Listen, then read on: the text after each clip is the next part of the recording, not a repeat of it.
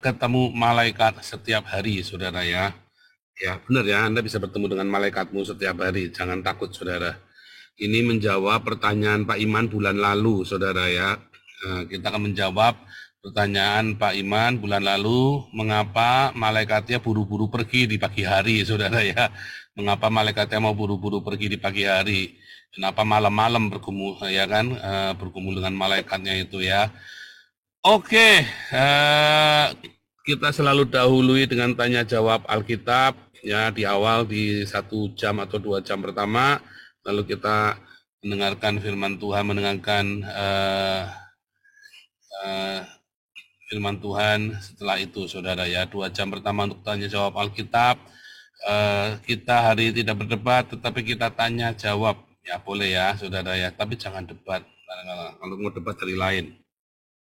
Saudara, ada yang unik ya ketika kita setiap hari menjadi seorang Kristen ya. Tergantung Anda jadi Kristennya Kristen apaan nih. Kalau Anda Kristennya itu Tunggal Yohanes dan tari-tarian itu ya Anda tidak akan ketemu Tuhan. Tak jamin itu, saudara. Kamu tidak akan ketemu Tuhan itu. Kalau kamu tuh langsung begitu Kristen, kamu tuh Tunggal Yohanes tari-tarian, kamu ketemunya setan, saudara. Ya, kamu ketemunya Dewa Tamus. Rasanya. Iya, saudara, makanya tidak berbuah. Dan gara-gara Tritunggal Yohanes ini, ya, orang Kristen bunuh-bunuhan 300 tahun, saudara. Ya, 300 tahun bunuh-bunuhan gara-gara Tritunggal Yohanes. Jadi Anda, Kristen yang Tritunggal Yohanes, tak jamin Anda masuk neraka. Tak jamin, tak jamin, tak jamin kamu masuk neraka, saudara. Saudara, karena sudah pengalaman orang Kristen 300 tahun bunuh-bunuhan gara-gara masalah Tritunggal Yohanes ini, saudara. Ya, gara-gara dogma-dogma yang sepertinya nggak berguna ini bikin kamu masuk neraka, saudara. Tetapi orang Kristen yang hidupnya berdiakonia, hidupnya bersaksi, hidupnya menjadi berkat, itulah Kristen yang di awal kisah para rasul sampai dengan Kristen ya berkembang menguasai 2/3 dunia. Ya, gara-gara Kristen yang kisah para rasul yang berdiakonia dan bersaksi hidupnya, saudara. Bukan yang Tritunggal Yohanes. Kalau Anda lihat di Alkitab, tidak pernah ada perdebatan Tritunggal Yohanes.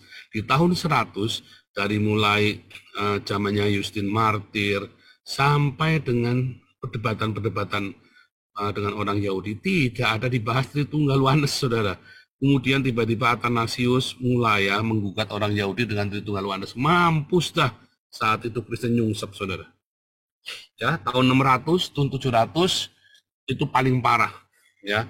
Tahun 800 Islam mulai merebak, negara-negara Kristen dikalahkan sama Islam. Kenapa, saudara? Karena korup para biskupnya itu.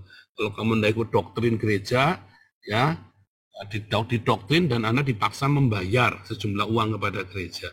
10%, mendingan jadi Islam cuma 2,5%, saudara. Ya kan, pajaknya 2,5% jadi Islam. Kalau jadi Kristen 10%, saudara. Ngeri, saudara. Wah, saat itulah, saudara, kamu dipalak sama gereja, kamu ditipu sama gereja, dan mulai orang-orang Kristen mulai meninggalkan gereja. Karena apa, saudara? Karena dipalaknya 10% ditakut-takutin, saudara ya. Kalau kamu bidat, kamu nanti akan dihukum oleh Tuhan, tapi yang datang nanti pasukan salib, saudara. Tahun 1200 itu paling parah itu ya. Ketika pasukan salib itu bubar, mereka pulang ke Perancis, yang dibunuh adalah orang Kristen dan orang Yahudi, saudara. Ya, itulah gara-gara Tritunggal Yohanes semacam itu, saudara. Kalau kamu tetap tinggal di dalam Tritunggal Yohanes, kamu masih mau bangga dan Anda ikutin para debaters Tritunggal Yohanes, kamu tanpa sadar kamu masuk neraka bareng-bareng mereka, saudara. Tak jamin itu, saudara. Tak jamin. Ya, tak jamin itu, saudara. Tak jamin Anda masuk neraka bareng-bareng Tritunggal Yohanes ini. Anda tak ketemu Tuhan, Anda ketemunya Tritunggal sama Yohanes, sama dewa-dewanya mereka, sama ya setan-setan yang mereka sembah itu. Ya, keangkuhan hidup, keiko. Nah, akhirnya orang-orang Tritunggal Yohanes itu isinya kasus semua, saudara. Mau Tritunggal Yohanes dua-duanya sama, isinya kasus semua. Ruwet semua, saudara. Pendeta ada yang cerai, ada yang, aduh, seruwet pokoknya, saudara ya. Ada yang cerai, ada yang maling donasi, ada yang Cina, ada ruwet semua, seruwet semua. Anda lihat orang-orang yang debatnya Tritunggal Yohanes, hidupnya nggak ada yang beres. Satu pun tidak ada yang beres. Sebut satu saja coba yang hidupnya beres. Yang tukang debat Tritunggal Yohanes, nggak ada, saudara. Nggak ada, hidupnya nggak ada yang beres semua. Saya kenal mereka semua, sudah saya tahu mereka semua. Dia nggak ada yang beres. Ya, dan rata-rata ya ributnya ribut donasi, ujung-ujungnya donasi ruwet. Saudara saya pernah diteror saudara sama orang macam begini. Ya, waduh, ributnya sudah duit tok saudara ya, ributnya donasi tok. Dan akhirnya Anda masuk neraka bareng-bareng sama Tritunggal Wanes ini. Tetapi kalau hidupmu berdiakonia, bermarturia dengan konsisten, ya, maka kamu akan bahagia. Ingat saudara, ada dua hal ya. Ketika kamu berdiakonia, ya, kamu sedang menghadirkan kerajaan Allah bagi komunitasmu, ya, bagi hidupmu dan bagi komunitasmu. Ketika kamu mengampuni, kamu sedang menghadirkan Tuhan buat dia yang kamu ampuni, saudara, dan buat keluargamu. Ya, hebat kan? Pengajarannya sesimpel itu. Ya, pengajarannya sesimpel itu. Dan kamu akan bahagia, saudara. Jangan ribut Tritunggal Wanes, saudara. Itu semua orang Tritunggal debat sama saya tentang Tritunggal, nggak ada yang menang, saudara. Udah saya tantang satu-satu. Semuanya KO semua, ruwet semua pokoknya. Bahkan Muri Wali yang sekolah di Kampen aja wall out, saudara. WO dia debat Tritunggal sama saya dia. Wah, kacau dia pikirannya, mumet, saudara. WO dia langsung pergi, saudara. Rudi Yohanes itu yang ngaku-ngaku paling hebat ngakunya. Kalau orang ngaku paling hebat biasanya paling goblok, saudara. Ya, WO juga. Ya kan? Nggak ada, saudara. Pokoknya sudah saya tantang satu-satu. Jadi nggak ada, nggak berani, saudara, sama saya. Siapa yang berani sama saya? Mengapul segala. Dulu akhirnya malah belain saya, saudara. Ya kan? Mengapul segala almarhum itu akhirnya belain saya. Dia tahu, begitu dia tahu siapa saya, dia tahu apa yang saya lakukan, angkat topi, saudara. Mengapul segala, kalah awu, saudara. Iya kan? Wanes apa lagi kalau Wanes mah nggak ada. Aduh, Wanes itu sih ribut semua saudara. Isinya ada caci maki, isinya Cina. Terus pokoknya lingkarannya lingkaran Cina itu Wanes itu saudara ya. Itu ruwet semua itu. Percaya saya. Kalau kamu tetap tinggal di dalam Tritunggal Wanes ruwet, nggak perlu tahu saudara. Kalau Anda mau tahu saya ajarin di Bible College saya ajarin pasti. Supaya Anda jangan mudah disampingkan. Makanya saya tantang gitu ya para teolog Tritunggal Wanes. Saya kasih 10 juta rupiah kalau kamu menang debat lawan saya. Siapa yang baca hari ini? Kamu dia udah jadi ya? Hari ini yang baca siapa? Bu Rima dan Bu Rima? Cinta. Bu Cinta. Bu Cinta mana Bu Cinta? Ada. Udah ketemu nih. Ada. Saya Oh iya oke saya jadikan co-host saja biar langsung nanti buka sendiri. Tapi sekarang matiin dulu aja. Oke, yang berdoa siapa? Berdoa Pak Siliwangi. Pak Sidiwangi mana Sidiwangi? Ya, Oke. salam sampurasun. Sampurasun. Ya, Bapak Ibu, mari kita bersatu dalam doa. Bapa kami yang berada di sorga pada acara komunia ini, kami ingin mengucapkan syukur atas seluruh berkat dan pernyataan yang telah Engkau berikan, sehingga kami dapat berkumpul setelah menjalani hari yang penuh sukacita untuk mendengarkan firman-Mu yang sebentar lagi dibacakan oleh para rektor, dan renungan firman Tuhan dibawakan oleh Bapak. Sertailah dan pimpinilah kami agar hati kami selalu tertuju kepadamu. Dalam penyertaan Roh Kudus, bukalah hati kami agar selalu rendah hati dan berhikmat. Biarlah firman Tuhan yang kami dengar dapat menjadi rema bagi kehidupan kami. Terima kasih Tuhan, hanya di dalam nama Tuhan Yesus kami berdoa dan mengucap syukur. Haleluya. Amin.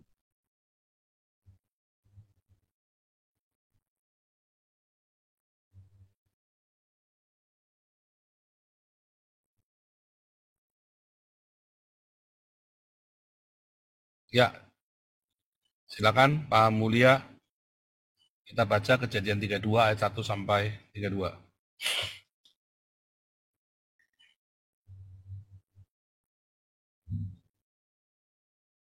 Kejadian. Pastor. Kejadian 32 ayat 1 sampai 32.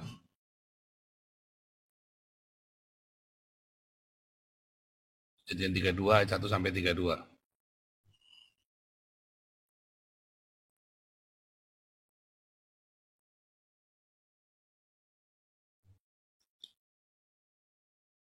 Kejadian 32 ayat 1 sampai dengan 32. Yakub melanjutkan perjalanannya, lalu bertemulah malaikat-malaikat Allah dengan dia. Ketika Yakub melihat mereka, berkatalah ia, "Ini bala tentara Allah." Sebab itu dinamainya tempat itu Mahanaim. Sesudah itu Yakub menyuruh utusannya berjalan lebih dahulu mendapatkan Esau, kakaknya, ke tanah Seir, daerah Edom. Ia memerintahkan kepada mereka, "Beginilah kamu katakan kepada tuanku, kepada Esau. Beginilah kata hambamu Yakub. Aku telah tinggal pada Laban sebagai orang asing dan diam di situ selama ini. Aku telah mempunyai lembu sapi, keledai dan kambing domba, budak laki-laki dan perempuan, dan aku menyuruh memberitahukan hal ini kepada tuanku, supaya aku mendapat kasihmu."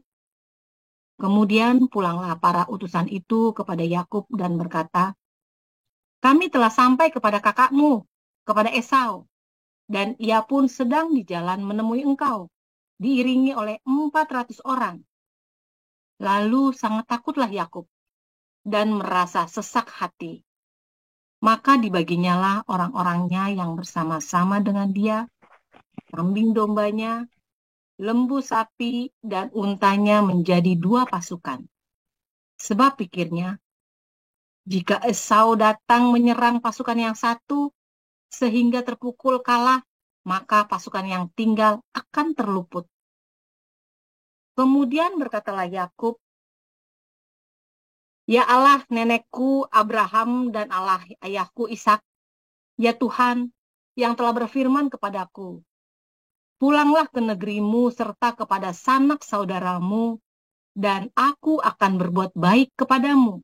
Sekali-kali aku tidak layak untuk menerima segala kasih dan kesetiaan yang engkau tunjukkan kepada hambamu ini. Sebab aku membawa hanya tongkatku ini waktu aku menyeberangi sungai Yordan ini. Tetapi sekarang telah menjadi 2 pasukan. Lepaskanlah kiranya aku dari tangan kakakku, dari tangan Esau, sebab aku takut kepadanya. Jangan-jangan ia datang membunuh aku, juga ibu-ibu dengan anak-anaknya. Bukankah engkau telah berfirman, tentu aku akan berbuat baik kepadamu dan menjadikan keturunanmu sebagai pasir di laut, yang karena banyaknya tidak dapat dihitung." Lalu bermalamlah ia di sana pada malam itu. Kemudian diambilnyalah dari apa yang ada padanya suatu persembahan untuk Esau kakaknya, yaitu 200 kambing betina dan 20 kambing jantan, 200 domba betina dan 20 domba jantan, 30 unta yang sedang menyusui beserta anak-anaknya, 40 lembu betina dan 10 lembu jantan, 20 keledai betina dan 10 keledai jantan. Diserahkannyalah semuanya itu kepada budak-budaknya untuk dijaga tiap-tiap kumpulan tersendiri. Dan ia berkata kepada mereka, "Berjalanlah kamu lebih dahulu dan jagalah supaya ada jarak antara kumpulan yang satu dengan kumpulan yang lain. Diperintahkannyalah kepada yang paling di muka, apabila Esau kakakku bertemu dengan engkau dan bertanya kepadamu, 'Siapakah tuanmu? Dan kemanakah engkau pergi? Dan milik siapakah ternak yang di depanmu itu?' Jawablah, 'Milik hambamu Yakub. Inilah persembahan yang dikirim kepada tuanku Esau, dan Yakub sendiri pun ada di belakang kami.' Begitulah diperintahkannya baik kepada yang kedua maupun kepada yang ketiga, dan kepada sekalian orang yang berjalan menggiring kumpulan hewan itu, katanya, 'Seperti perkataanku tadilah kamu katakan kepada Esau, apabila kamu berjumpa dengan dia. Dan kamu harus mengatakan juga, hambamu Yakub sendiri ada di belakang kami. Sebab, pikir Yakub, baiklah aku mendamaikan hatinya dengan persembahan yang diantarkan lebih dahulu. Kemudian barulah aku akan melihat mukanya. Mungkin ia akan menerima aku dengan baik. Jadi persembahan itu diantarkan lebih dahulu, tetapi ia sendiri bermalam pada malam itu di tempat perkemahannya. Ya, saya lanjutkan. Pada malam itu Yakub bangun dan ia membawa kedua istrinya, kedua budaknya perempuan, dan ke-11 anaknya, dan menyeberang di tempat penyeberangan sungai Yabok. Sesudah ia menyeberangkan mereka, ia menyeberangkan juga segala miliknya. Lalu tinggallah Yakub seorang diri, dan seorang laki-laki bergulat dengan dia sampai fajar menyingsing. Ketika orang itu melihat bahwa ia tidak dapat mengalahkannya, ia memukul sendi pangkal paha Yakub, sehingga sendi pangkal paha itu terplecok ketika ia bergulat dengan orang itu. Lalu kata orang itu, biarkanlah aku pergi, karena fajar telah menyingsing. Sahut Yakub, aku tidak akan membiarkan engkau pergi, jika engkau tidak memberkati aku. Bertanyalah orang itu kepadanya, siapakah namamu? Sahutnya, Yakub. Lalu kata orang itu, namamu tidak akan disebut lagi Yakub, tetapi Israel, sebab engkau telah bergumul melawan Allah dan manusia, dan engkau menang. Bertanyalah Yakub, katakanlah juga namamu. Tetapi sahutnya, mengapa engkau menanyakan namaku? Lalu diberkatinyalah Yakub di situ. Yakub menamai tempat itu Peniel, sebab katanya, aku telah melihat Allah berhadapan-Muku, tetapi nyawaku tertolong. Lalu tampaklah kepadanya matahari terbit, ketika ia telah melewati Peniel, dan Yakub pincang karena pangkal pahanya. Itulah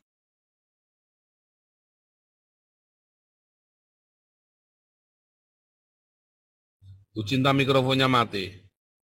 Mulai ayat 30. ayat 30. Sorry. Yakub menamai tempat itu Peniel, sebab katanya, aku telah melihat Allah berhadapan muka, tetapi nyawaku tertolong.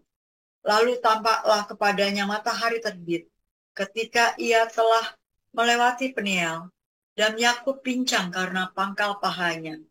Itulah sebabnya sampai sekarang, orang Israel tidak memakan daging yang menutupi sendi pangkal paha, karena dia telah memukul sendi pangkal paha Yakub pada otot pangkal pahanya. Demikian. Terima kasih Bu Cinta, sama Bu Rima, Pak Mulia, God bless you, Pak Siliwangi juga. Saudara, Anda bisa ketemu malaikat, saudara, setiap hari, saudara ya. Saya sering berkata, ya, kalau Anda hidupnya di Hades, ya, atmosfer yang kamu hidup itu adalah Hades, maka kamu ketemunya ya tiap hari arwah orang mati, mimpi ketemu setan, pocong, kuntilanak, segala macam, saudara.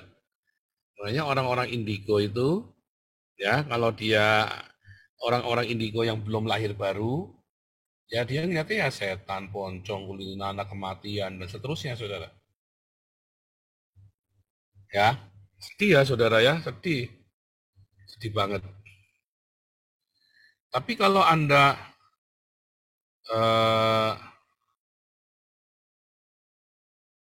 hidupnya di paradiso, Anda akan ketemunya tiap hari malaikat. Pas saya tidak pernah ketemu malaikat, ya mungkin Anda belum lahir baru kali, saudara. Ya kan? Makanya Anda nggak pernah ketemu malaikat. Oh gitu, ya iya memang gitulah. Anda tidak, apa namanya, Anda tidak Bentar ya, saya tunjukkan.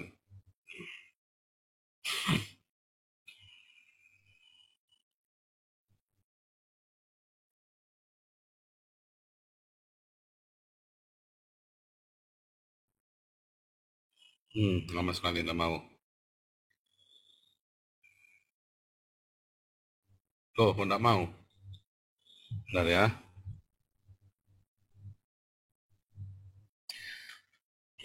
Bentar, saya mau klarifikasi kepada Anda dulu di dalam Hosea 9, saudara ya. Hosea 12 ya.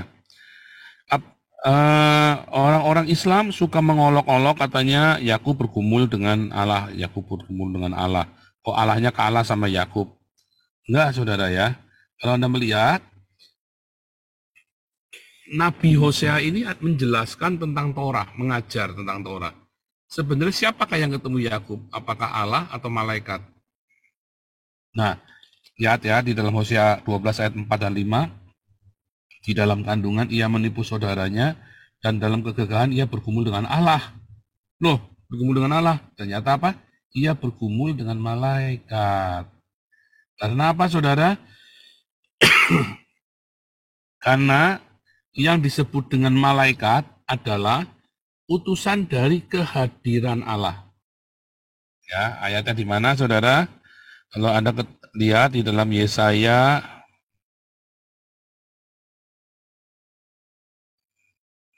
63 ayat 9, ini terjemahannya salah, saudara ya. Bukan dalam segala kesesakan, bukan seorang duta atau utusan, melainkan ia sendiri yang menyelamatkan mereka. Anda kalau lihat di dalam The Net Bible,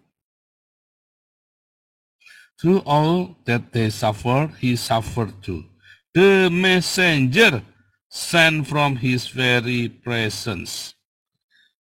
Malaikat yang dikirim dari hadiratnya. Ya, the messenger of his face, the angel of his very presence. Ya, saudara ya. Jadi kata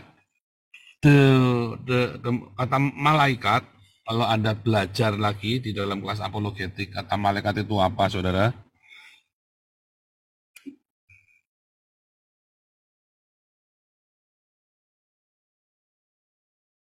Ya.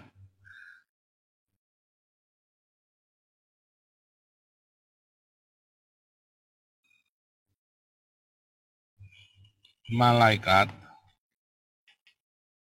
ini dikata malak ya, atau dari kata angelo. Ini artinya apa, saudara? Utusan. Tadi Yesaya 63 ya adalah utusan dari hadiratnya, dari hadirat Allah. Ya, malaikat itu adalah utusan, the angel from his very presence. Artinya kehadiran Allah yang masuk di dalam tubuh, yang sering ketemu sama kita. Ya. Terus di dalam Hosea 9 ayat 12 ya, ayat 4 dan 5, ternyata Yakub bergumul dengan malaikat Allah. Itu tadi, the angel from his very presence. Bergumul dengan malaikat Allah. Ya. Jadi Anda mengerti malaikat itu bukan sesuatu sosok yang bersayap-sayap begini, saudara. Ya, seperti Anda lihat dalam berbagai macam kisah ini ya. Ada sayap-sayapnya malaikat, ada sayapnya itu ya. Bukan seperti itu, saudara. Dan dikatakan itu ada di tepi sungai Yabok di penyeberangan, saudara ya. Di penyeberangan sungai Yabok. Cuma ini kok sungainya tidak ada ya. Ini yang gambar ini kurang sip ini ya, saudara ya. Mereka bergumul itu di tepi sungai Yabok ya, saudara ya. Dan karena yang gambar ini orang Kristen, Kristen Trinitas Oneness itu ya. Bukan yang orang-orang Yahudi yang gambar ini ya.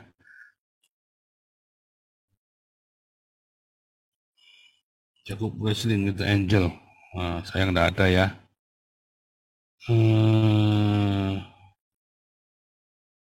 Nggak ada ya yang gambar di tepi sungai Yapok ya. Oh ini tuh saudara ya, di tepi sungai ya. Nah, ini satu-satunya gambar yang bagus ini. Coba kita save ya.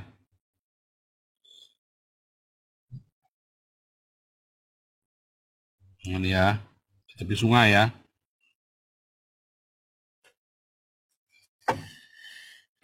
Saudara, kita merekonstruksi kejadian. Yakub dia lari ke Haran karena dia mencuri hak kesulungan. Sebetulnya bukan mencuri karena itu legal.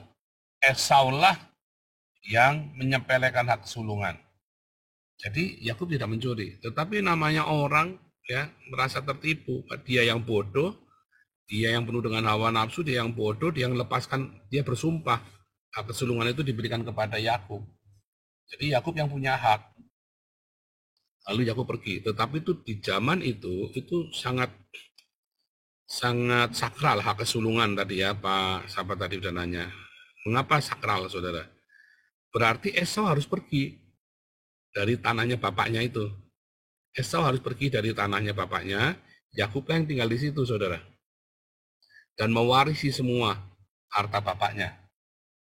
Ya, Esau hanya dibagi, tapi disuruh pergi, nggak boleh tinggal di situ. Padahal mereka sudah settle di sana. Itulah makanya hak kesulungan sangat penting. Ya, dia si Esau yang harus pergi. Harus pergi dan tidak bisa mewarisi apapun. Cuman dibagi saja sedikit, sekedarnya. Makanya ketika Yakub kembali, dia dengan istrinya, dengan anaknya, dia mencoba menyogok Esau, kasih ini loh.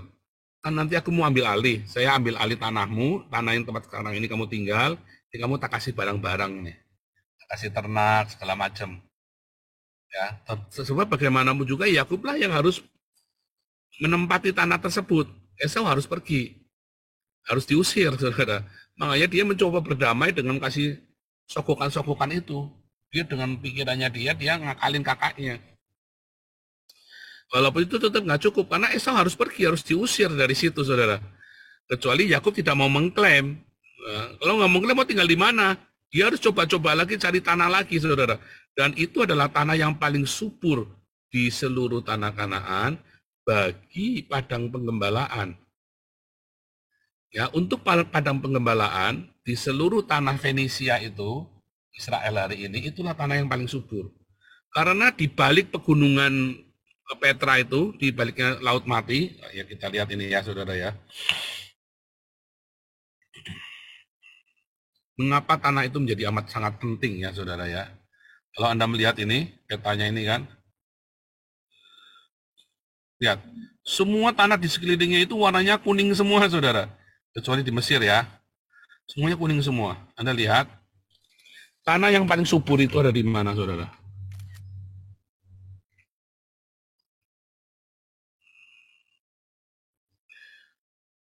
Ini tanah yang subur di sini.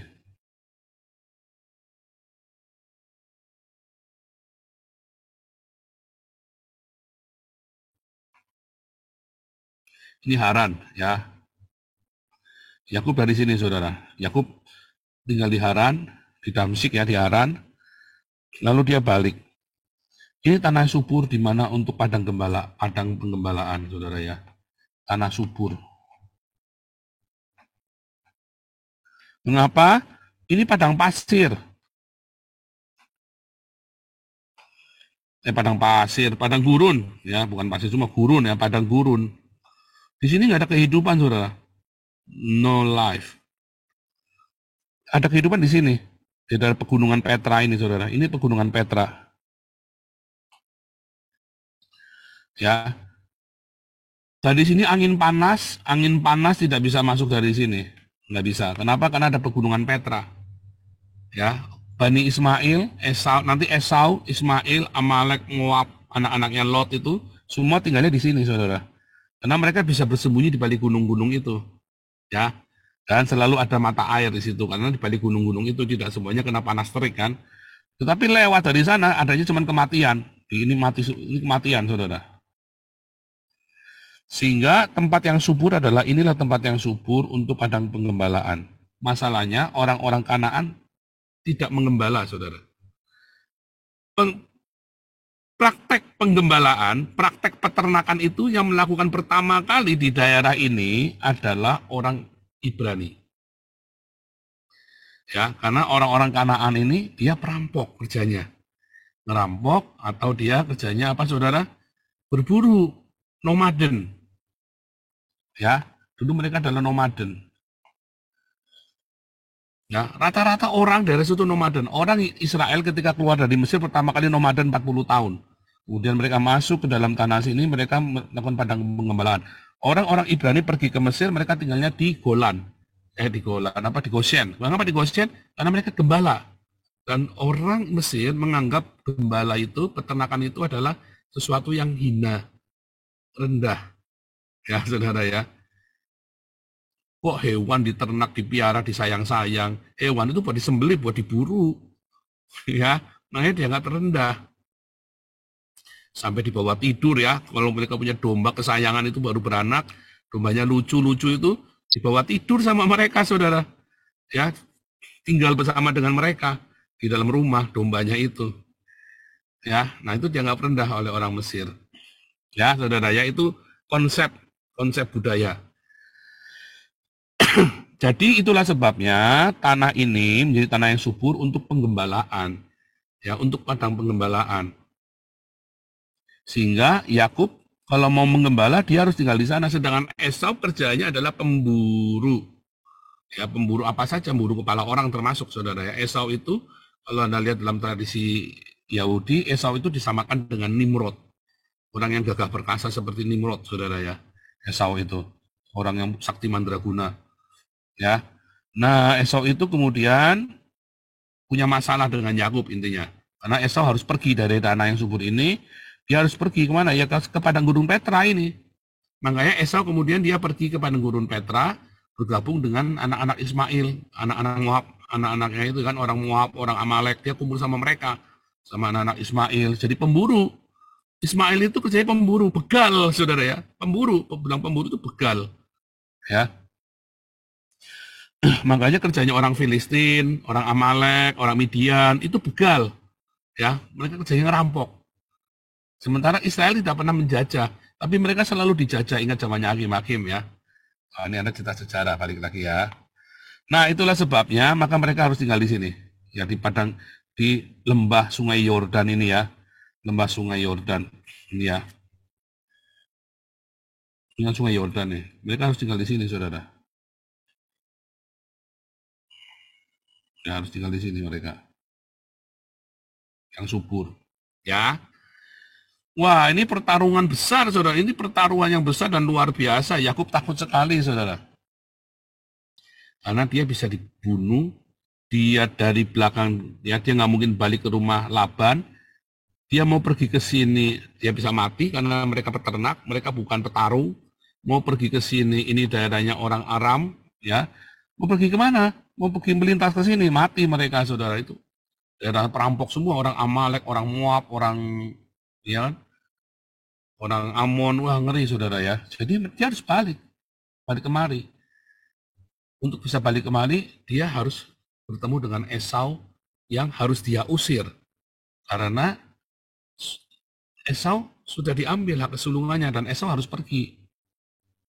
Nah, itu pergumulannya. Jadi apa pergumulan hidup dan mati, saudara? Siapa di sini pernah mengalami pergumulan hidup dan mati? Ya, rata-rata pernah ya. Saya pernah, saudara. Pergumulan yang luar biasa dalam hidupmu, seperti mau mati rasanya, saudara. Nah, disitulah kemudian Yakub kemudian mengutus. Ya, dia mengutus ternaknya apa dengan dia hitung-hitungan. Adalah kasih upeti saja, tuker-tukeran dah, ya tuker-tukeran supaya Esaunya luluh hatinya. Lalu dia kirim anak istrinya baru, terus di belakangnya dia ya, tapi dia kemudian semalaman dia bergumul, ya saudara. Apa kata bergumul itu, saudara? Kalau Anda melihat ya di dalam Kabat Anda akan melihat ya Sohar itu adalah cikal bakalnya Kabalah ya. Kabalah itu adalah sebuah sekte di dalam Yahudi yang tentang simbol-simbol makna-makna itu ya. Angka-angka Sohar ya mengisahkan bahwa Yakub ya yang bergumul dengan malaikat adalah sebuah simbol manusia yang bergumul dengan sisi kelamnya, saudara. Ya, jadi semalam-malaman Yakub itu bergumul dengan sisi kelamnya, saudara. Sohar mengajarkan kepada kita ya that in every struggle, dalam setiap pergumulan hidupmu, we are powerful. Kita ini sebetulnya punya kuasa dan bisa menaklukkan sisi jahat kita, ya. Bila kita punya kemauan. Ya, there is only one place where the lust is so strong that even great men are powerless. Tapi kalau kedaginganmu itu begitu kuat, orang yang paling hebat di dunia ini pun bisa powerless, saudara. Ya, the Git Hanashe, ini kata the Git Hanashe ya, it's very means to forget, because once it has been aroused, ya, Git Hanashe itu ya bagaimana kita melupakan kedagingan kita, karena begitu kedagingan kita lebih kuat, maka rational thinking, religious scruples are left far behind. Begitu kedaginganmu kuat, saudara, maka otakmu, rasionalmu, dan semua kesalehanmu itu bablas, saudara. Jadi kamu harus melupakan kedaginganmu. Ini ya. Nah, ini kita cerita tadi pandangan sisi orang Yahudi. Kita lihat tentang Sohar. Ini yang terus dalam Sohar, saudara ya. Dalam Sohar bab 1 bagian 170 yang judulnya Vaislah ya, saudara ya, dalam bahasa Ibrani tentunya. Nah, lihat ya. Every person, ada 248 organ tubuh corresponding to the 248 commandments that were given to be done. Ya. Dan ada 248 malaikat which are embodied in the Shekinah. Ada 248 malaikat ya, saudara ya, yang membentuk Shekinah. Shekinah itu kemuliaan Tuhan. Every person has 365 sinews. Sinews itu apa, saudara? Otot-otot kali ya, otot. Corresponding to the 365 negative commandments. Jadi gini, saudara, maksudnya. Torah itu kan ada 613 mitzvot.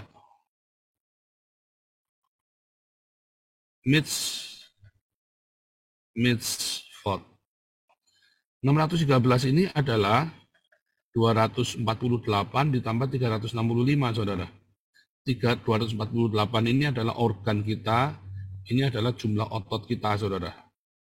Ya, ini adalah yang membentuk Shekinah. Ini adalah komandemen, ya. Perintah yang jangan itu ya. Negatif komandemen. Negatif command. Gitu ya. Terus dia bilang apa, saudara?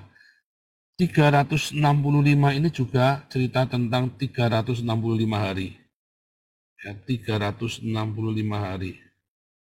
Artinya setiap hari kita harus berhati-hati, kita harus patuhi semua di dalam mitzvot Torah ini. Nah, nanti kita cerita ke sini lagi ya. Terus lihat. The children of Israel must not eat sinew of hip. Jadi tidak boleh makan tulang pinggul ya. Gara-gara itu kan orang Israel tidak boleh makan daging di daerah tulang punggung, tulang pinggul. Gara-gara Yakubnya kan digebuk, saudara, sama malaikatnya itu kan. And you may say that this verse comes into Tisha B'Av. Apa Tisha B'Av? Tisha B'Av itu adalah tanggal 9 bulan Av, di mana setiap tanggal 9 bulan Av itu 2 kali Bait Allah itu dihancurkan, saudara. Pertama zamannya Nebukadnezar, kedua zamannya Jenderal Titus. 2 2 kali. Bait pertama dan bait kedua dihancurkan persis tanggal 9 bulan Av, saudara. Tesya itu 9 ya. Tesya BA bulan Av. Ya. Nah, itu adalah, dan ini cerita Yakub di Yabok ini tanggal 9 bulan Av, saudara. Mereka menghitung kisah Yakub di Yabok itu tanggal 9 bulan Av, pergumulan hidupnya mereka. Ya. Jadi mereka saat itu mereka berpuasa. Setiap tanggal 9 bulan Av, ya, mereka itu puasa, ya.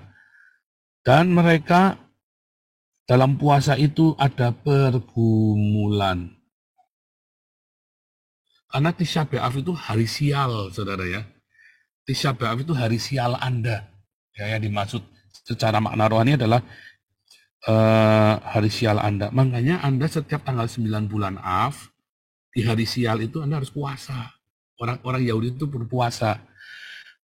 Lalu immediately Jacob strength one and when and among the days of the year there is found Tisha B'Av, on which he was attacked and judgment was declared upon him and the temple was destroyed therein.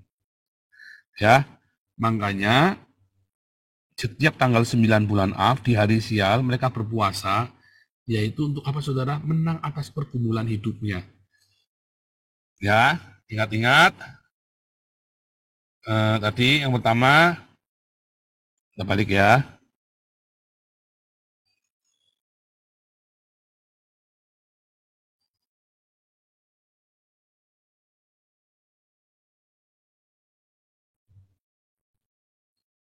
Satu, ada pergumulan. Ya, hidup dan mati. Ya, inilah yang namanya Tisha B'Av atau tanggal 9 bulan Av. Ini adalah hari sial bagi Israel. 2 kali bait suci dihancurkan tanggal 9 bulan Av ini, saudara. Tisha B'Av. Ya. Nah, tanggal Tisha bulan B'Av itu ada puasa, saudara. Mengapa? Karena dikatakan di dalam Zohar, ya, pergumulan Yakub dengan malaikat adalah pergumulan melawan sisi gelap hidupnya dia, yang hanya bisa dimenangkan ketika kamu menanggalkan kesombonganmu. Makanya dipukul apa, saudara? Tulang pinggulnya. Sehingga apa? Pincang. Hilang kegagahannya. Ya, dengan kamu dipukul tulang pinggulnya dan hilang kegagahanmu, dagingmu, keegoanmu, arogansimu, kebanggaanmu, kehebatanmu, maka kamu akan diberkati dan memperoleh kemenangan. Ya, nah, ini yang bagian ketiga. Ya, mengapa malaikat itu di malam hari, saudara? Kenapa buru-buru mau pergi? Karena di malam hari itulah orang-orang mulai memikirkan pergumulan hidupnya. Siang hari terang benderang, saudara. Di siang hari terang benderang, ramai hiruk pikuk, orang tidak sempat mikir, saudara. Dia harus bekerja, dia sibuk dengan ini, dengan itu. Di malam hari, saat malam mencekam, itu kegelapan dalam hidupnya itu keluar, saudara. Di malam hari, saat hidupmu mencekam, ya, disitulah kamu pengen bunuh diri. Biasanya antara jam 12 sampai jam 4 pagi orang bunuh diri, saudara. Antara jam 12 sampai jam 4 pagi, kalau kamu ngeliat orang depresi, ditemenin, saudara ya. Ditemenin, jangan biarkan dia sendiri. Karena di saat jam 12 sampai jam 4 pagi itulah saatnya sisi gelapnya dia itu menguasai hidupnya dia, itu dia bisa gelap benar-benar dan bunuh diri, saudara. Ya, dia mikir banyak sendirian. Nah, makanya, saudara, itulah sisi gelapnya. Makanya Yakub bergumul dengan malaikat adalah bergumul dengan dirinya sendiri, saudara. Ternyata malaikat itu adalah dirinya sendiri. Dia bergumul dengan dirinya sendiri, dia begitu kuat bergumul dengan dirinya sendiri, sampai apa, saudara? Sampai dia mendapatkan berkatnya kembali. Berkatnya itu sudah ada, saudara. Kan berkat dari bapaknya, Ishak. Ya kan? Ini berkatnya dari mana? Sudah ada dari Ishak, bapaknya. Ya kan? Dia sudah punya berkat itu. Tetapi untuk mengeluarkan, itu butuh pergumulan, saudara. Kenapa? Kenapa kamu butuh pergumulan? Karena kamu harus recall berkat itu. Harus di-recall lagi, saudara. Saudara lihat, Anda amatin masa-masa hidup Anda. Dalam pergumulan hidup Anda. Kalau Anda belum lahir baru, ya, Anda akan sangat sulit sekali merecall, memanggil berkat itu, saudara. Wah, butuh mujizat. Kalau kamu belum lahir baru, kamu belum pernah punya rema di dalam hidupmu, kamu recall-nya itu lama sekali, kayak saya lama, ya. Tapi tidak selama orang yang belum lahir baru. Saya 4 tahun, saudara, untuk merecall berkat itu. Ya, bagaimana saya sampai malaikat itu memberkati saya, saudara. Kalau kamu tidak punya rema, apa yang mau diberkati? Apa yang mau di-recall dari hidupmu? Kamu tidak punya rema. Karena kamu tidak punya rema, apa yang mau di-recall? Makanya hidup kamu gelap, dalam pergumulan hidupmu makin gelap, makin gelap, makin gelap, makin gelap. Kamu mata gelap, kamu antara bunuh diri atau bunuh orang. Atau kamu hidup dalam kegelapan selamanya. Ya. Nah, apakah malaikat dalam hidupmu? Malaikat dalam hidupmu itulah berkat-berkat yang rema yang sudah pernah kamu terima. Karena apa, saudara? Karena kamu punya cintanya Tuhan Yesus Kristus. Kamu punya remanya Tuhan Yesus Kristus. Tapi kalau kamu yang tidak rajin berdiakonia, bermarturia, kamu tidak sulit untuk mengampuni, kamu akan sulit merecall malaikat itu. Kamu sebenarnya ngelihat, karena definisi malaikatmu itu malaikat yang punya sayap tadi. Malaikat yang ada sayapnya tadi, saudara. Definisi malaikatmu tuh ini, yang ada sayapnya ini. Ya konyol. Tiap hari, tiap pergumulan hidupmu, sebetulnya kamu bertemu dengan malaikatmu kalau kamu otakmu singkirkan semua malaikat-malaikat 3 dimensi dari hidupmu, saudara. Ya. Baik lagi ini ya, saudara ya. Ada 3 malaikat. Ada 1 malaikat itu, ya, Anda sudah melihat dalam bentuk rupa Mahanaim. Karena apa, saudara? Mahanaim itu bala tentara Allah, kan? Karena apa, saudara?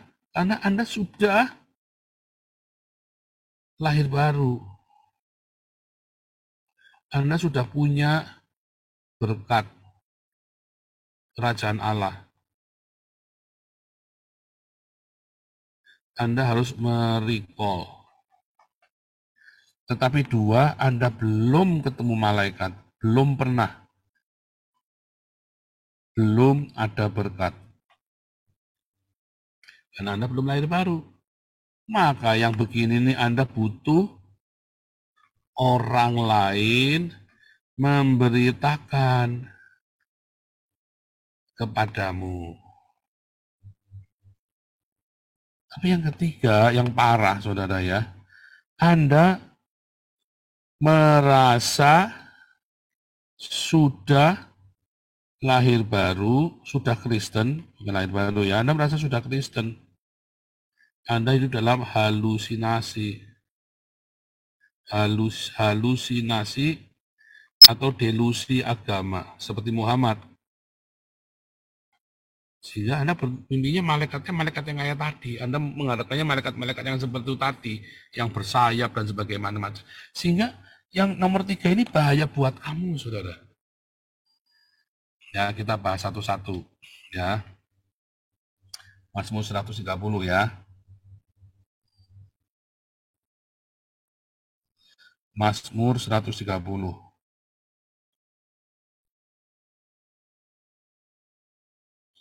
Seruan dalam kesusahan, lihat ya. Lihat ya, ini bagus ya. Nyanyian siaran. Dari jurang yang dalam aku berseru padamu. Itu dari mana? Dari Hades.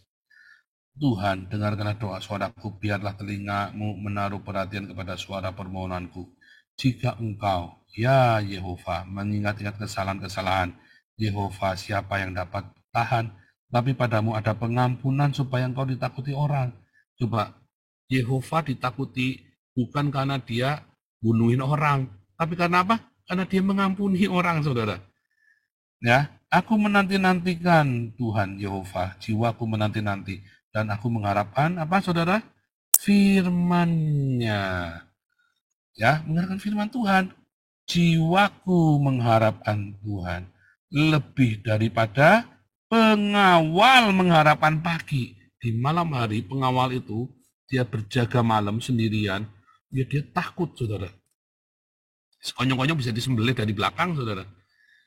Makanya para pengawal itu sudah ngantuk, ya, udah ngantuk, penat, dan dia resikonya bisa mati. Itu zaman perang loh, saudara ya. Jadi kapan saja dia bisa mati kalau jaga malam itu.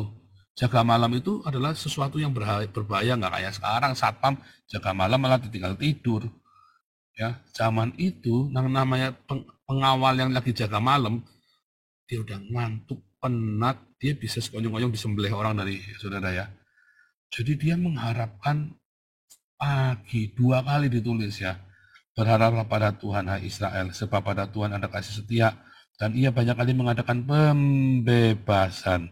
Dialah yang akan membebaskan Israel dari segala kesalahannya. Ya, saudara ya. Inilah pergumulan hidup di malam hari, saudara. Di mana hidup-hidupmu dalam kegelapan, kamu mengalami pergumulan hidup. Kalau kamu udah punya berkat dari Tuhan, ya, yang kamu butuhkan adalah memanggil rema itu datang, saudara. Dan kamu akan bergumul dengan malaikatmu ketika tadi dikatakan, ketika kamu, apa saudara, menanggalkan kedaginganmu, jangan keinginanmu. Makanya Tuhan Yesus, bagus sekali saudara ya, Matius 26. Ya saudara ya, dalam pergumulan hidupnya Tuhan Yesus pun, ya bagus banget ya. Ya, ia maju sedikit, kata sujud ini nggak ada saudara ya, jatuh. Ia maju sedikit lalu terjatuh dan berdoa katanya, ya Bapakku, ya jikalau sekiranya mungkin, biarlah cawan ini lalu daripadaku. Tetapi janganlah seperti yang kukendaki. Kehendaknya Yesus dengan kehendaknya Bapa sama nggak beda. Kehendaknya Yesus maunya nih dia jangan melewati masa penghinaan yang luar biasa ini. Ya, penghinaan dan penderitaan. Tetapi Tuhan Yesus apa? Menyerahkan dagingnya dia. Ya, melainkan seperti yang kau kehendaki, saudara. Ini doa adalah doa kemenangan. Memang kamu harus mengalami masa-masa yang sulit itu. Kamu harus lewati, kamu harus memikul, kamu harus dibaptis dengan baptisan api, saudara. Kamu akan melewati, jangan ngomong enggak, saudara. Bilang, iya saya akan lewati. Tetapi, jadilah kehendak Bapa. Itulah malaikat Tuhan yang akan memberkatimu, saudara. Makanya habis Yesus ngomong begini, ya, malaikat Tuhan datang, saudara. Ya, di dalam Lukas itu ya. Di dalam Lukas itu, ya, malaikat Tuhan datang. Yang memberikan kekuatan kepadanya, katanya kan.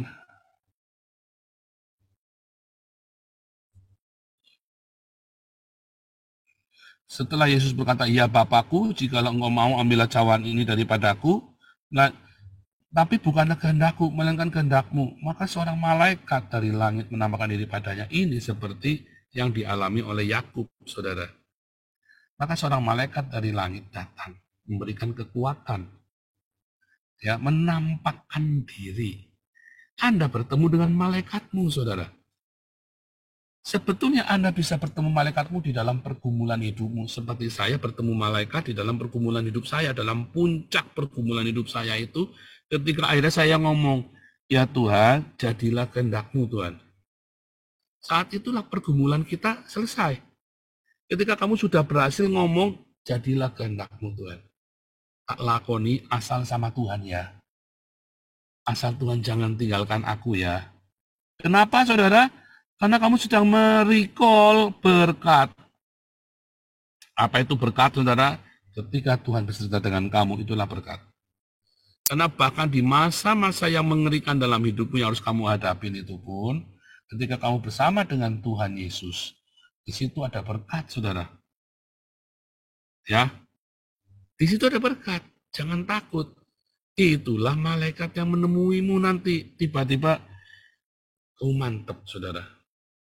Kamu melihat malaikatmu, bukan malaikat yang pakai sayap itu. Kita nggak ngerti malaikatmu datang seperti apa, saudara. Ya, malaikat yang datang pada saya, atau Yesus Kristus yang datang pada saya dalam bentuk putih metah, saudara ya. Putih, ya. Dan saya tahu itu Yesus. From His very presence. Ya kan? Dia datang. Apakah itu Yesus, apa itu malaikat? Ya namanya malaikat itu kan utusan. Ya, Yesus mengutus hadiratnya datang menguasai hidup saya. Jadi jangan takut, aku mengampuni kamu, layani aku lagi. Itu the very presence. Dan itu ada dalam semalam-malaman kehidupanmu, di dalam kegelapan hidupmu, sampai fajar menyingsing. Fajar itu menyingsing bagi hidupmu, saudara. Makanya kemudian setelah fajar menyingsing, malaikat itu pergi. Tapi dia harus hancurkan dulu apa, saudara? Egomu, dagingmu. Dia harus hancurkan dulu dagingmu. Ya, harus hancurkan dulu, kemudian fajar menyingsing bagimu, saudara. Itu yang dimaksud ya. Makanya semalam-malaman. Semalam-malaman dalam hidupmu itu bisa lama. Bisa 4 jam, bisa 30 jam, bisa 4.000 jam, saudara. Bisa 16.000 jam. Seberapa lama kamu mau? Seberapa lama maunya selama-lama itu berapa lama? Jangan lama-lama, cepat lepaskan egomu, saudara. Begitu kamu lepaskan egomu, lepaskan dagingmu, ya malaikat Tuhan memberkatimu. Ya. Malaikat Tuhan akan memberkatimu. Dan kalau malaikat Tuhan memberkatimu, ada keberuntungan di sana. Kamu memang harus melewati pergumulan itu, tidak apa-apa, hadapin saja. Tetapi akan ada keberuntungan, akan ada mujizat, akan ada kebaikan. Tapi kalau kamu belum pernah ada berkat, bagaimana? Harus ada yang memberitakan kepadamu, saudara. Sehingga kamu punya rema. Makanya pentingnya Anda datang kepada orang yang sedang menderita, yang sedang tertindas, yang sedang susah hidupnya. Kamu datang kepada mereka, kepada orang-orang yang belum percaya kepada Yesus. Anda datang pada mereka, memberitakan kabar selamat. Kamu jangan takut. Kalau kamu percaya di dalam nama Yesus, nanti ada pertolongan. Hadapi, lewati. Itu begitu, saudara. Nanti malaikat Tuhan yang akan datang kepada dia. Yaitu apa? Rema, itulah malaikat Tuhan. Memra. Ya, memra itulah. Firman Tuhan itulah yang akan datang. Ya kan? Ketika dia sudah mendengar, firman yang keluar dari mulut Allah tidak akan kembali kepada Allah dengan sia-sia. Dia akan bekerja di dalam hati orang itu, saudara. Yang cilaka, kalau kamu merasa sudah Kristen, dan kamu merasa sudah Tritunggal Anu, sudah paling hebat, dan makanya kamu nggak pernah dapat pertolongan. Orang-orang ini akhirnya nipu, saudara. Orang-orang ini akhirnya cuman sesumbar hidupnya kalah berantakan, ya kawin cerai, ya berzina, ya maling donasi, ya macam-macam. Kenapa? Karena dia merasa sudah Kristen, dia berhalusinasi, dia berdelusi dengan agamanya dia. Dia tidak bertemu dengan pergumulan yang sesungguhnya, saudara. Dia tidak bertemu dengan malaikat di dalam pergumulan hidupnya dia, karena dia merasa dia sudah tahu. Hanya orang sakit yang perlu dokter, kata Tuhan Yesus. Kamu merasa diri kamu sudah sehat, padahal sakit. Padahal kamu sakit, kamu butuh pertolongan. Kenapa saya cepat dulu pergumulan cuma 4 tahun, saudara? Karena saya sadar saya sakit. Saya ngomong, Tuhan, saya sakit, Tuhan. Tuhan saya orang berdosa. Sampai hari ini pun kalau ada orang berdosa, ya saya bilang sama pengurus, ya 90% orang yang kamu tolong itu, orang yang kamu beri kesempatan itu, bangsat semua. Makanya mereka kere terus. Kenapa ya? Karena mereka bangsat, karakternya nggak baik. Nggak jujur lah, males lah, pasif lah, tidak ada inisiatif lah. Makanya mereka kere terus. Dan mereka itu ada untuk kamu tolong. Untuk kamu tolong. Makanya mereka wajib datang embun pagi. Siapa tahu satu logos yang mereka dengar tiba-tiba menjadi rema dalam hidup mereka. Dan mereka tiba-tiba dirubahkan hidupnya, langsung mereka diberkati Tuhan. Jadi jangan diusir, jangan dicaci maki, dimarahin saja, diomelin, tapi jangan kamu rendahkan. Tetap beri kesempatan mereka untuk bersama dengan kita. Ya, saudara ya. Iya kan? Seperti itu, sesimpel itu. Sesederhana itu, saudara. Pergumulan hidup dalam hidupmu, ya, lalu kamu berjumpa dengan malaikat Tuhan yang memberkatimu. Kalau dia tidak berada di dalam kerajaan Allah, maka dia nggak ketemu sama Tuhan Yesus, nggak ketemu malaikatnya.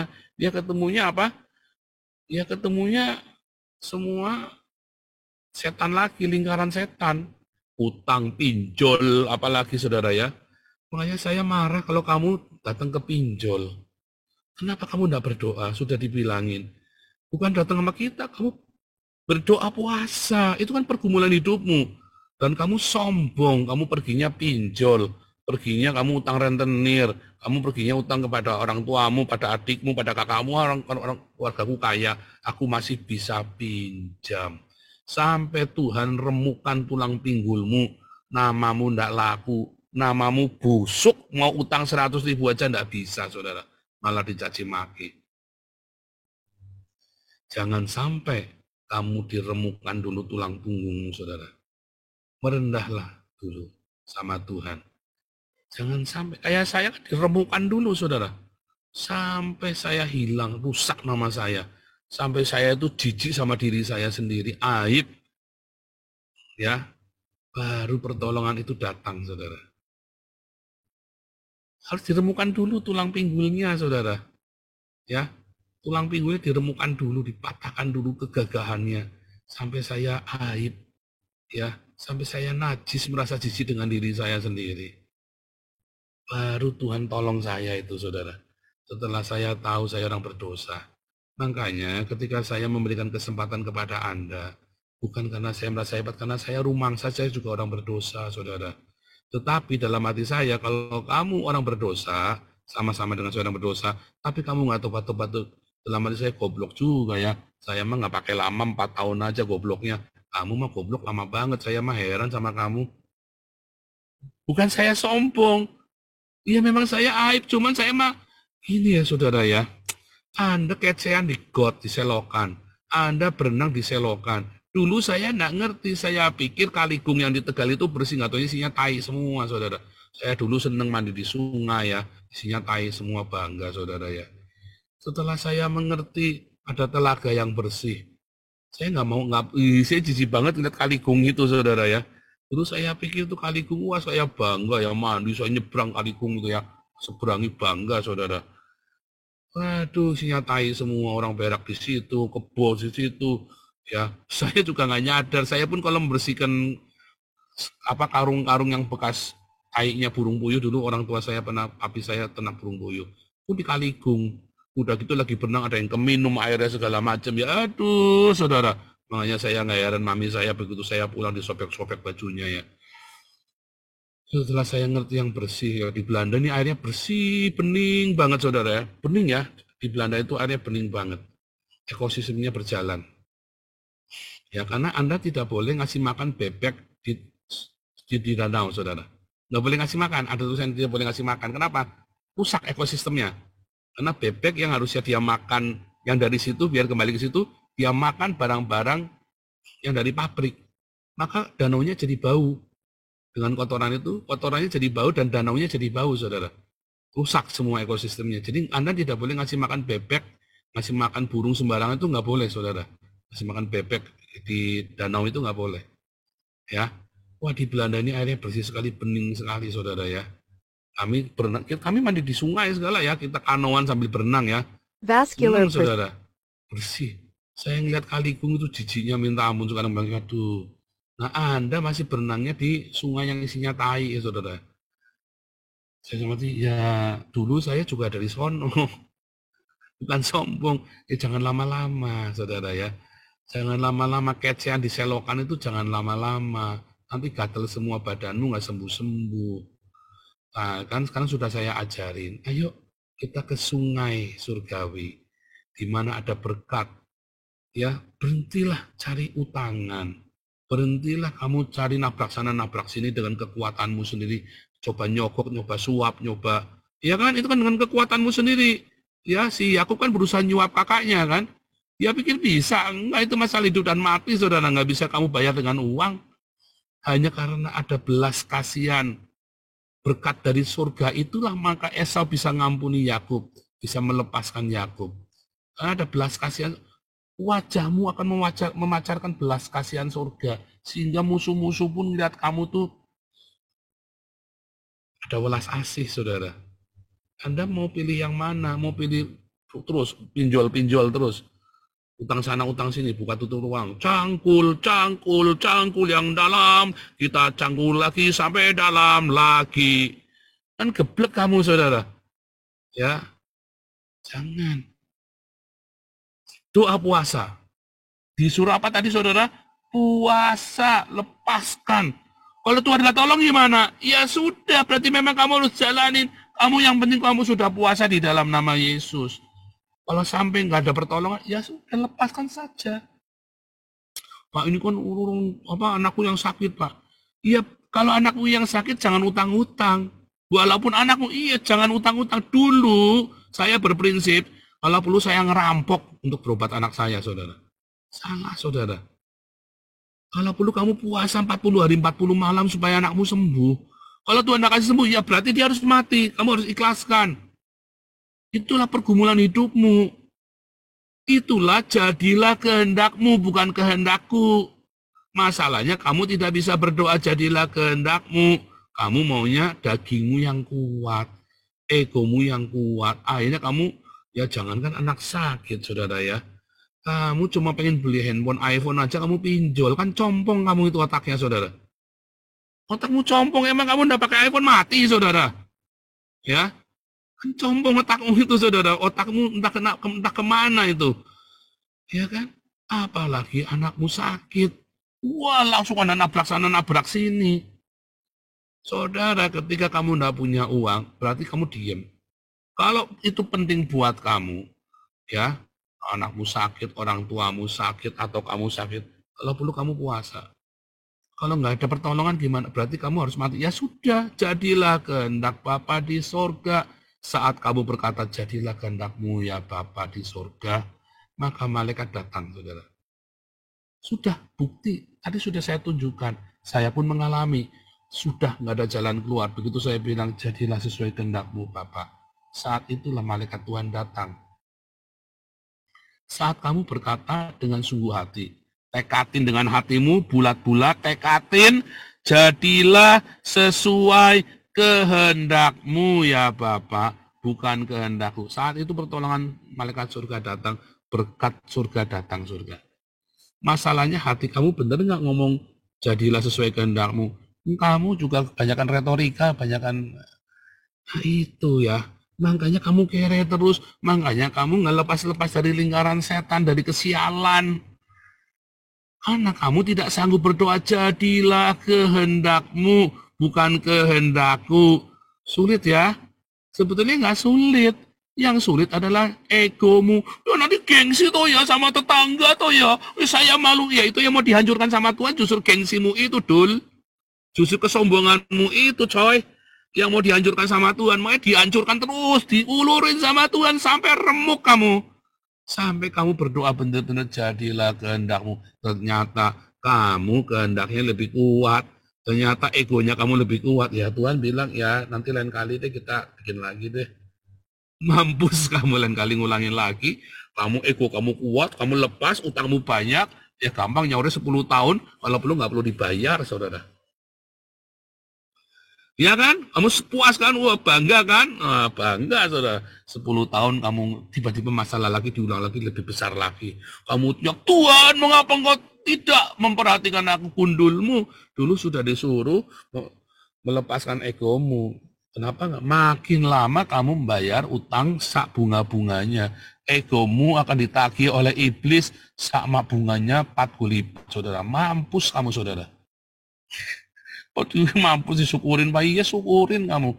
Siapa suruh kamu bayar utang ditunda-tunda? 40 lipat, saudara. 40 lipat, mampus, saudara.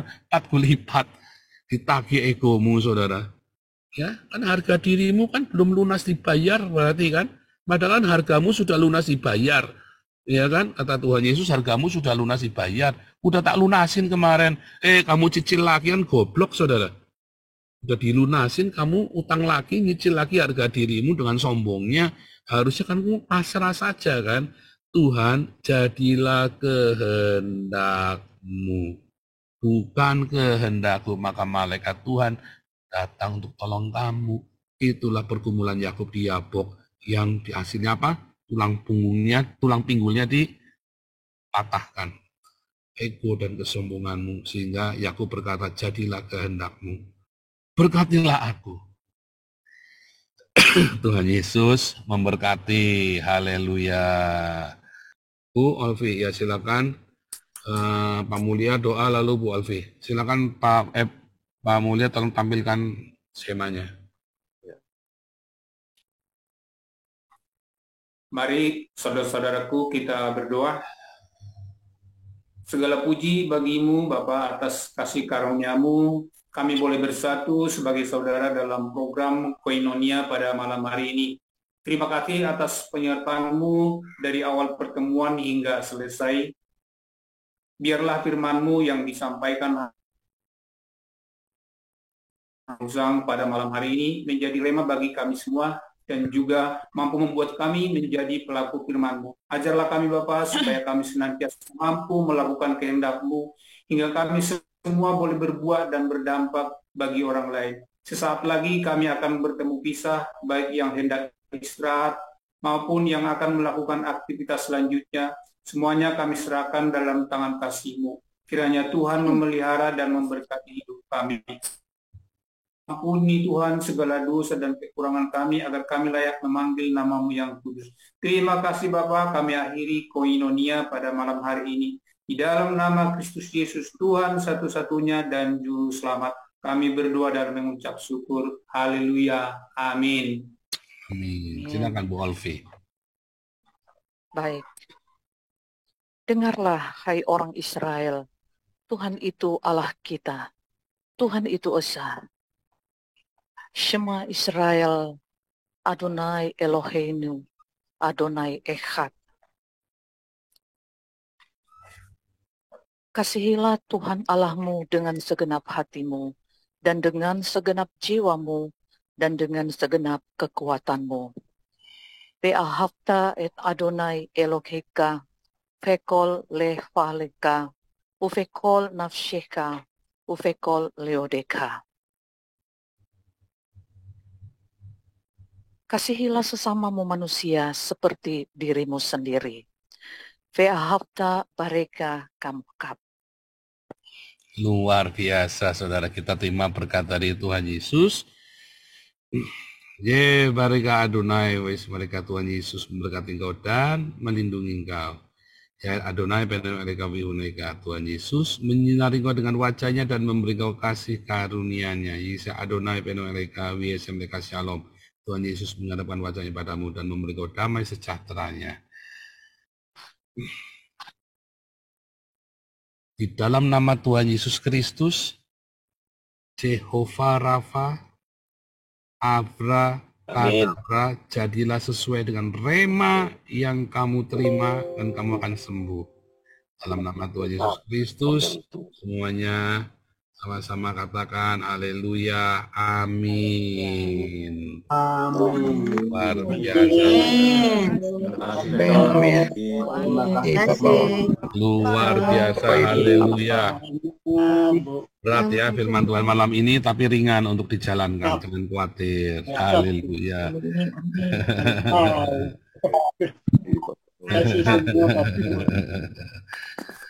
Oke, kita dengarkan yang satu ini.